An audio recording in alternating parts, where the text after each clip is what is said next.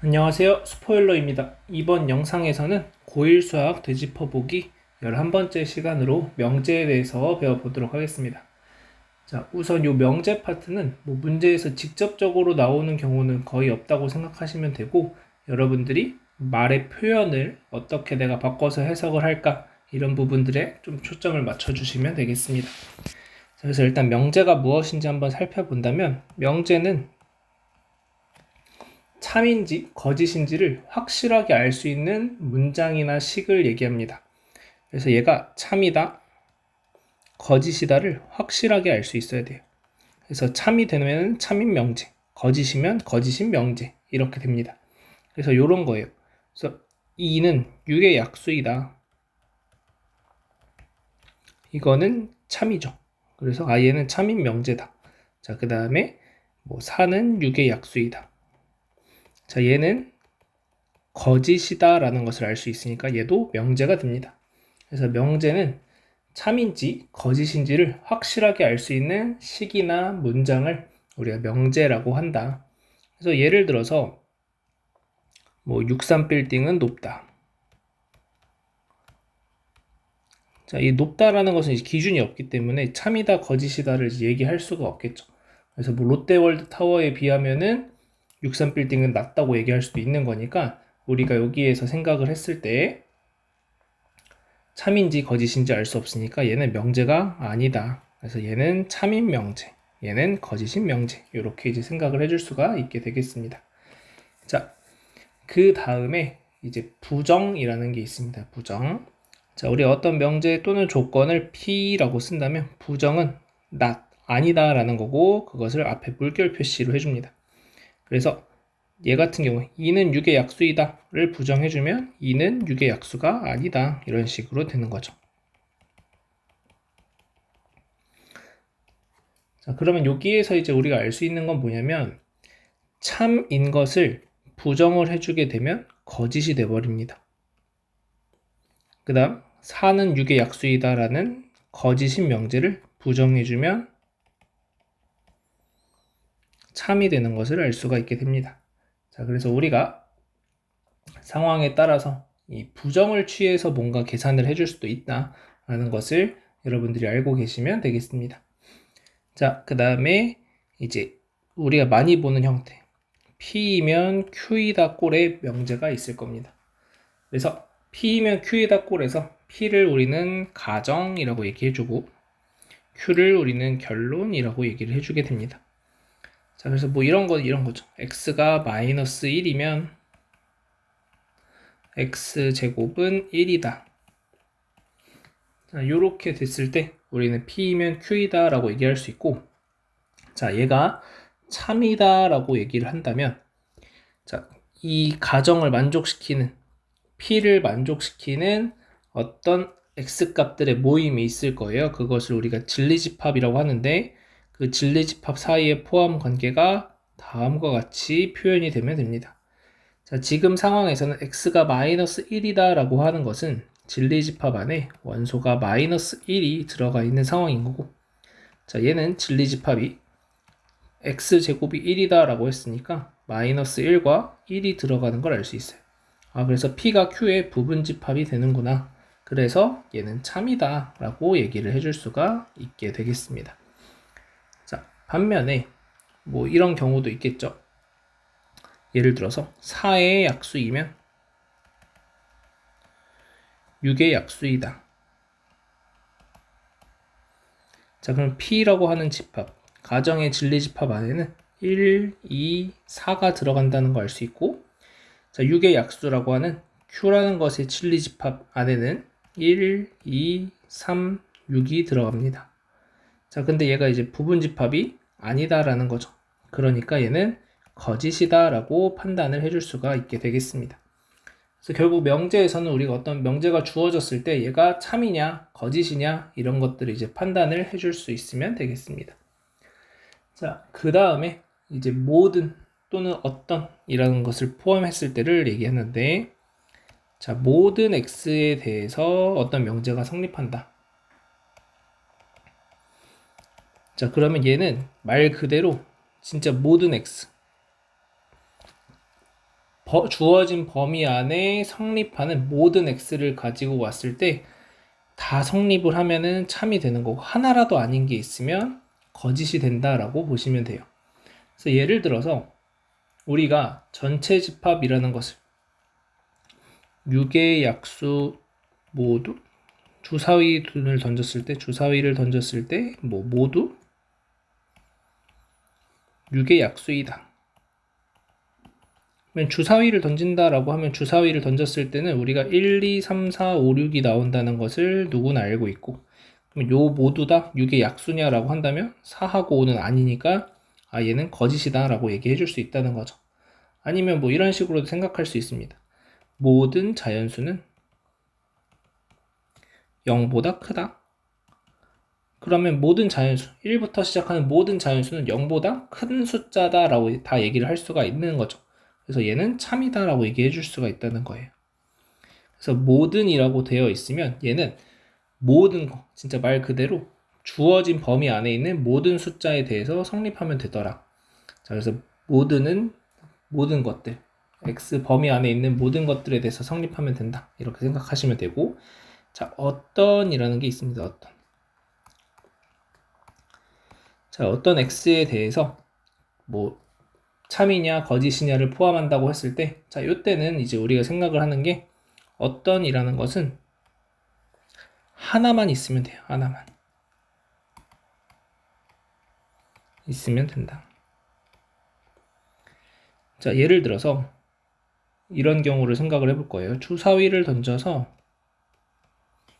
나온 눈의 수는 어떤 눈의 수는 뭐 예를 들어서 7의 약수이다.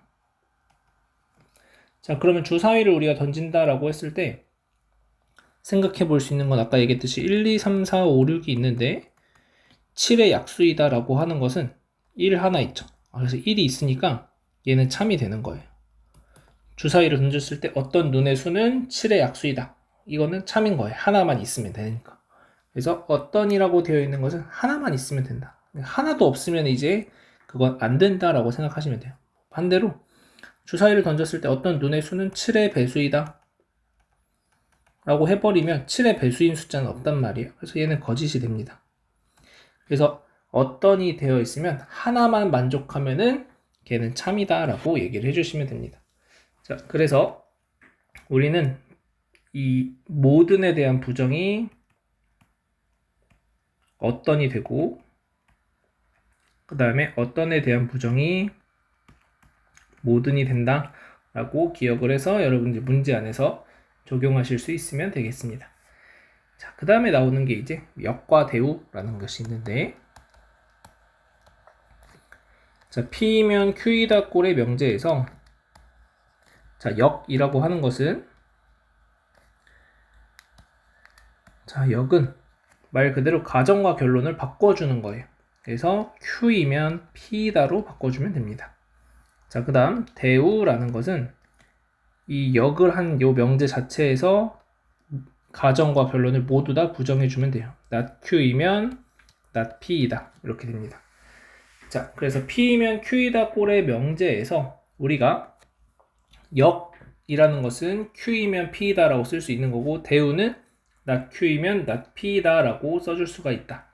자, 여기에서 이제 여러분들이 알아야 되는 건 어떤 명제가 참이면 역도 참이다. 이거는 모른다가 답이 돼요. 이건 이제 거짓이 되는 거죠. 그래서 아닌 경우도 생기게 됩니다. 자, 근데 명제가 참이라고 한다면 대우 명제가 참이다 라고 하는 것은 항상 참이 됩니다. 자, 그래서 대우와 원래 명제는 참거짓이 동일하고, 그 다음에 역은 참거짓이 동일하지 않다라는 것을 여러분들이 생각을 해주시면 되고, 그래서 예를 들어서 아까 했던 뭐 3의 약수이면 6의 약수이다, 뭐 이런 걸 해봅시다. 자, 그러면 3의 약수이면 6의 약수이다 라는 것은 3의 약수는 1, 3이 있으니까 6의 약수 1, 2, 3, 6 안에 들어가니까 얘는 참입니다. 자, 그러면 거꾸로 하면 6의 약수이면 3의 약수이다 라는 것은 거짓이 되는 거겠죠. 지금 보시면은 1, 2, 3, 6이 1, 3 안에 포함되진 않으니까. 그래서 역하고 이 원래 명제하고는 참거짓이 동일하지 않다. 자, 그런데 이제 만약에 6의 약수가 아니라고 한다면은 3의 약수가 아니다. 6의 약수가 아니면 3의 약수가 아니다. 6의 약수가 아니라고 한다는 것은 1, 2, 3, 6을 제외한 숫자들, 뭐 4, 5, 7, 8, 뭐 이런 숫자들. 3의 약수가 아니라고 한다면은 2, 4, 5, 7, 8, 뭐 이런 식으로 가는 숫자들. 6. 그러면 이거 포함이 되겠죠. 그래서 참이 되는구나. 그래서 우리가 어떤 명제가 있을 때 P이면 Q이다 꼴이 참이면 대우는 무조건 같이 참이다. 근데 역은 참을 될 수도 있지만 거짓이 된다. 이렇게 생각을 해주시면 되겠습니다. 자, 그 다음에 이제 문제 속에서 나오는 내용 중에 하나가 충분 조건, 필요 조건이라는 게 나옵니다. 자, 얘는 P면 Q이다가 참이라고 한다면 P는 Q이기 위한 충분 조건이라고 얘기해 줍니다. 반대로 Q는 P이기 위한 필요 조건이라고 얘기를 해줄 수 있습니다. 자, 그래서 얘는 여러분들이 생각을 했을 때 화살표 방향이 어떻게 되는지를 잘 보시고 그 다음에 뭐뭐는 뭐뭐이기 위한 충분 조건이다. 뭐 Q는 P이기 위한 필요 조건이다 라고 했을 때 화살표를 맞는 게 뒤쪽으로 나온다. 이렇게 이제 생각을 해주시면 돼요. 그랬을 때 뭐 충분 조건이다, 필요 조건이다. 이렇게 이제 생각을 해주시면 되겠습니다. 자, 그래서 우리는 이 명제랑 똑같이 이제 생각을 했을 때 P면 Q이다 꼴이 참이다 라고 했을 때 P는 Q이기 위한 충분 조건, Q는 P이기 위한 필요 조건이라고 얘기를 해주게 되고 보통 문제를 풀어갈 때는 P면 Q이다 꼴이 참인지 그 다음에 Q이면 P이다 꼴이 거짓이다 라고 했을 때 이런 경우들을 이제 우리가 생각을 해볼 수가 있는 거고 만약에 둘 다 서로 참이다 그랬을 때 우리는 P는 Q이기 위한 필요 충분 조건이다 라고 얘기를 해줄 수가 있게 됩니다. 그래서 필요 충분 조건은 양쪽 다 성립할 때 우리는 필요 충분 조건이라고 얘기를 해주게 되더라. 자, 그래서 요 관계를 좀 한번 살펴보면 자, P면 Q이다가 참이고 Q이면 P이다가 거짓이면 자, P 입장에서 P는 Q이기 위한 충분 조건이라고 얘기해 줄 수 있습니다. 자, 그 다음 자, P이면 Q이다는 거짓이고 Q이면 P이다는 참이 된다면 자, 이때 우리는 P는 Q이기 위한 필요 조건이라고 얘기해 줄 수 있습니다. 마지막으로 P이면 Q이다도 참이고 Q이면 P이다도 참이라고 한다면 얘는 P는 Q이기 위한 필요 충분 조건이라고 얘기를 해줍니다.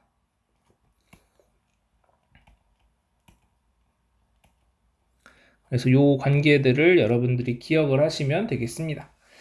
자, 마지막 내용, 영재 증명 나오는데 뭐 대우를 이용한 증명, 귀류법 이런 게 나오는데 우리가 이제 증명하는 일은 사실 없기 때문에 그 부분을 생략하도록 하고 절대부등식 파트 마지막으로 보도록 하겠습니다.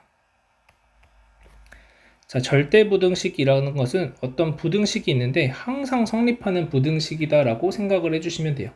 예를 들어서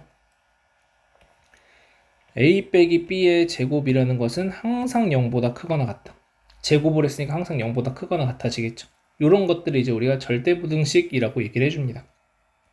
그래서 자, 부등식 증명을 할 때 사용되는 여러 가지 실수의 성질인데 a가 b보다 크면 a 빼기 b가 0보다 크다. 뭐 이건 어떻게 보면 당연한 얘기가 되겠죠.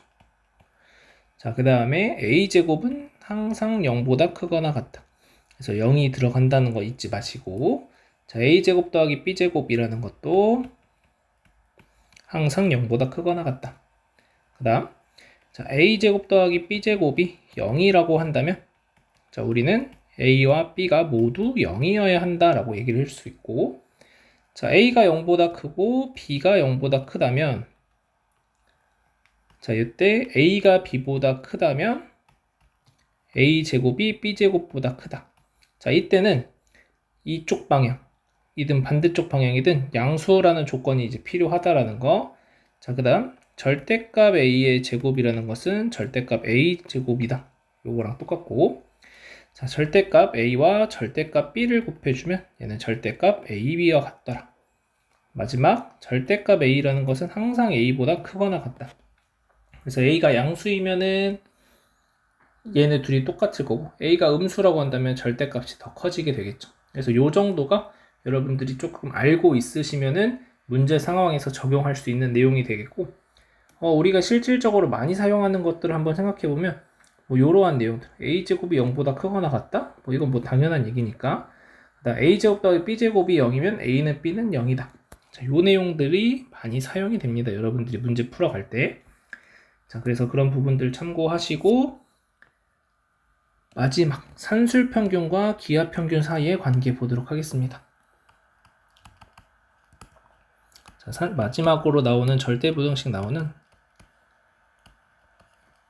자, 산술평균과 기하평균 사이의 관계를 볼 건데, 자, 산술평균이라는 것은 우리가 어떤 두 숫자 a, b가 있다고 했을 때 2분의 a 더하기 b라고 얘기를 해주게 되고, 자, 기하평균이라고 하는 것은 루트 ab라고 적어주게 됩니다. 자, 그때 우리는 얘가 항상 산술평균이 더 크거나 같다, 이렇게 이제 얘기를 해줄 수 있고, 자, 단 조건이 있는데 a랑 b가 모두 0보다 크다라는 조건 하에서만 적용할 수 있다. 그래서 a도 0보다 크고 b도 0보다 큰 상황에서 만약에 문제에서 a 더하기 b의 최소값을 구하자, 그러면 이제 이런 걸 생각해 볼 수 있고, 아니면 a, b의 최대값을 생각해 보자 라고 한다면, 우리가 이러한 문제가 나온다면은 이 산술평균과 기하평균 사이의 관계를 생각해 볼 수 있다. 그래서 문제 상황에서 최소값 또는 최대값을 구하라고 했는데 둘 다 양수네? 그러면은 산술평균과 기하평균 사이 관계를 한번 적용해 볼까를 이제 우리가 생각을 해볼 수 있고, 자, 여기서 중요한 것은 단 등호는 언제 성립하느냐? A하고 B가 같을 때 등호는 성립한다.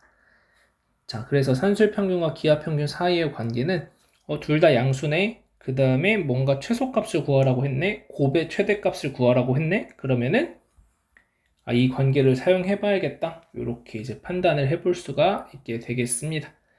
자, 오늘은 여기까지 해서 명제 파트 마무리 할 거고, 자, 명제 파트는 문제 안에서 예전에 한번 평가원 기출문제에 뭐 충분 조건이다, 필요 조건이다 이런 표현이 있는 문제가 있긴 했는데 거의 이제 드물다라고 보시면 되고, 문제 상황에서 산술평균, 기하평균 사이 관계를 내가 스스로 적용해야 되는 상황들이 많이 발생을 하게 됩니다.